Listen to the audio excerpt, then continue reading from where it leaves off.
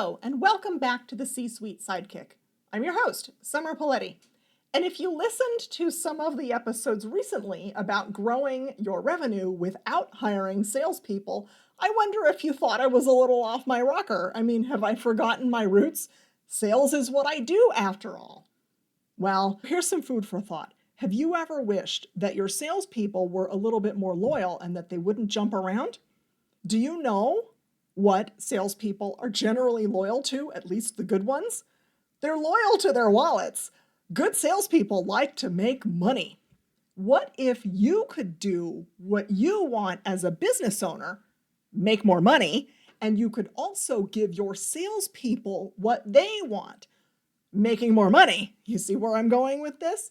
If you can craft a sales team and a strategy that continues to grow your revenue without growing that team, all the extra goes straight to your bottom line. And the bonus is that your salespeople are making more money and they're happier too, which creates more loyal salespeople. So we're going to dive in a little bit more on that topic.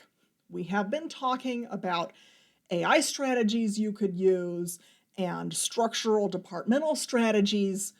And today we are going to go old school. Classic old school sales techniques that still work just as well in today's tech-driven world. Just in case any of you got freaked out by the last episode, it is easy to get caught up in the buzz around AI automation and digital trends. Now, don't get me wrong, I am a huge advocate for AI. I've done plenty of episodes on how it can improve your sales process, including how to grow revenue without hiring more salespeople. But here's the thing. The core of the AI work that I do is in striking the right balance between automation and real human connection. And that last part, the real human connection, that is the focus of today. We're going to cover 6 classic sales techniques that will always work.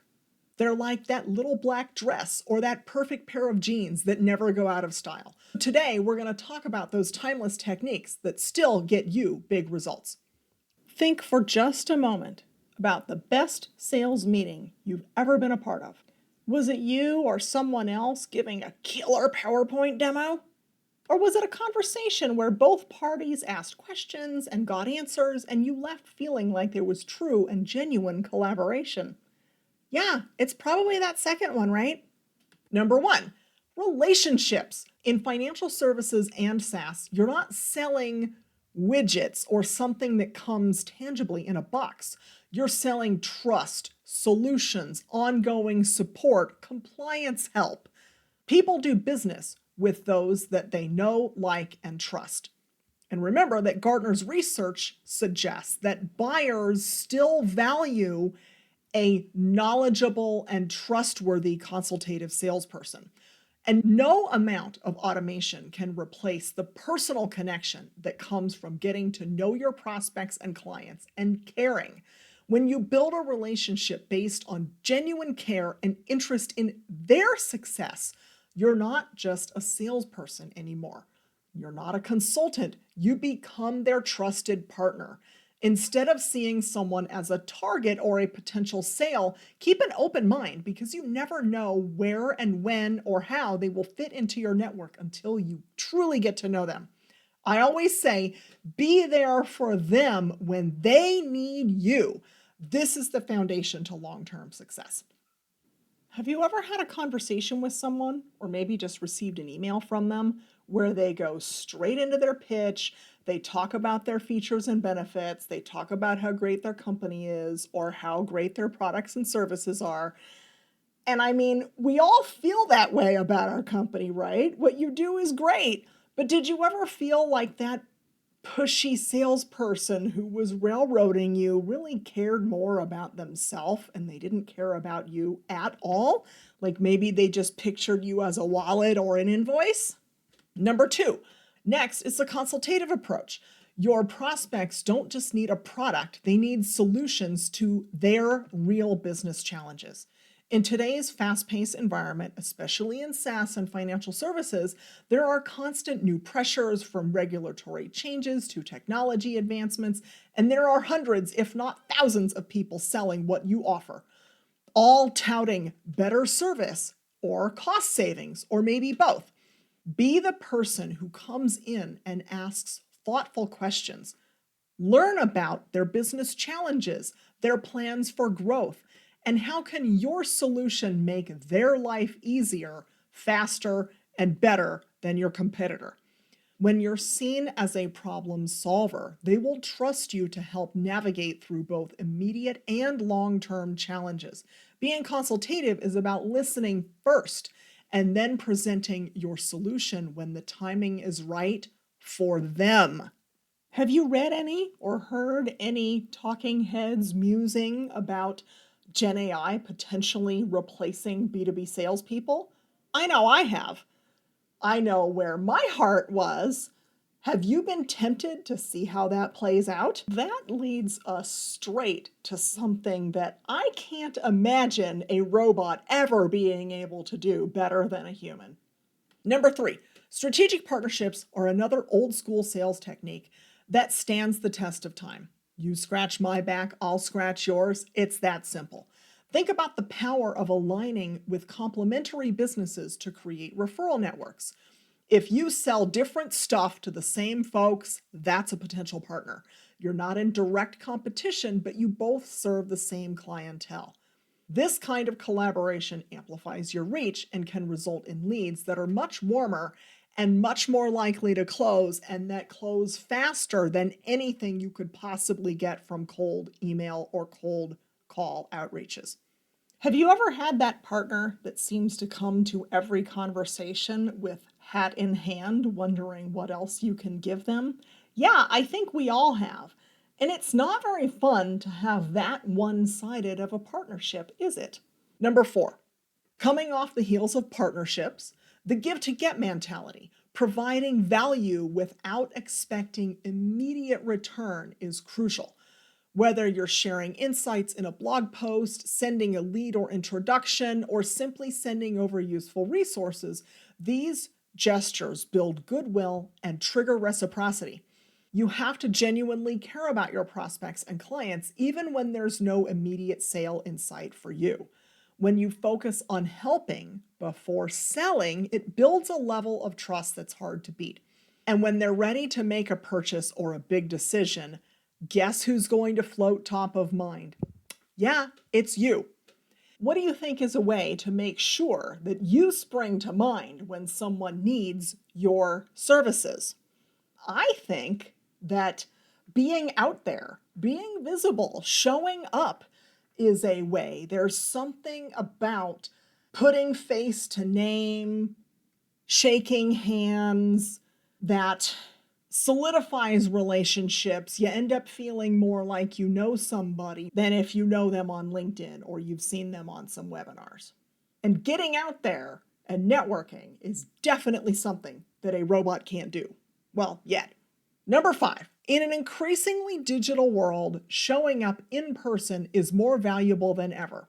With virtual meetings becoming the norm, the power of a face-to-face meeting or an in-person event or even just dropping by their office goes a long way. And don't forget, you need to visit with your partners and your current clients in addition to prospects. You got to show those folks some love too.